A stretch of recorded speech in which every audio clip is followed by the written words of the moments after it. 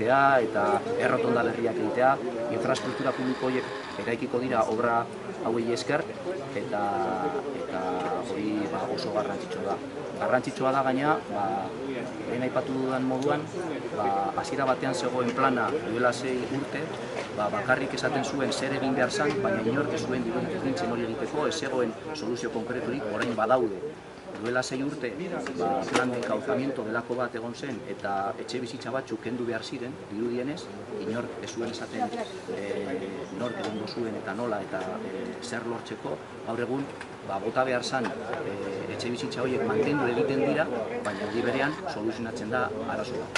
Hori da, nolabait, obra hauen garrantzia, hau da, iraganari begira, nondik gatozen ikusita, oso garrantzitsua da gaur egun puntu honetan egotea.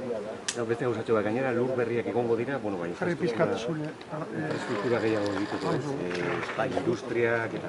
Lehentasuna da jendearen segurtasuna, baina horretaz aparte, eremu batzuk ez dira inundabliak izango hemendik aurrera, eta beraz, gauzatu ahal izango da, 2008 urtetik daukagu Eusko Jaurlaritzak duen proiektu bat, eta da, Centro de Especialidades delakoa egitea, Enkarterri osorako Zaian egingo zen, eta posiblea da orain egitea obra hauei esker. Horretaz aparte, institutu berri bat behar dugu, bertan daukagun institutua eraikita dago errekaren gainean, hori ezin da holan mantendu eta bota behar da eraikuntza hori, eta eraikuntza berria egin alda obra hauei esker berreskuratuko ditugun lurretan.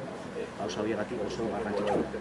Ez hori bakarrik, honetaz aparte, lanean jarraitu behar dugu, Arangurenek ere obrak behar ditu, eta horretan ere lan egiten ari gara, olako egun bat bizitzeko epe labur batean Arangurengo ausorako. Bueno, lo primordial es la seguridad, pero también se van a liberar terrenos que van a venir muy bien para el municipio de Zalla. Así es, se van a liberar terrenos como el terreno que ya cedió el Ayuntamiento gratuitamente a Osakidecha para hacer el Centro de Especialidades Comarcal.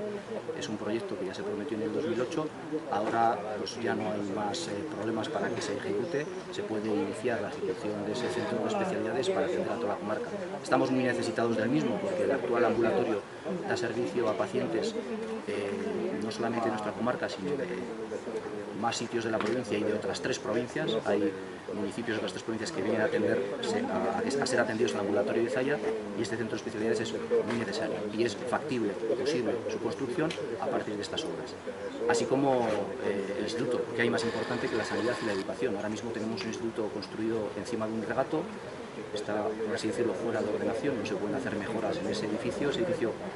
Todos lo sabemos, y el Departamento de Educación sabe que tiene que ser derruido y que hay que hacer un nuevo instituto.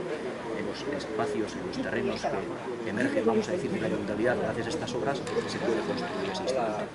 O sea, que es una obra vital para el municipio. Vital en todos los sentidos, en sentido de seguridad para los vecinos, en sentido urbanístico, porque se van a hacer un vial de rotondas, 2 nuevos puentes, vital en cuanto a que hay partes del centro del municipio que van a dejar de ser inundables, que van a poder albergar otras infraestructuras públicas muy necesarias para este municipio, y tal porque aclara, por lo tanto, también el panorama de planeamiento municipal.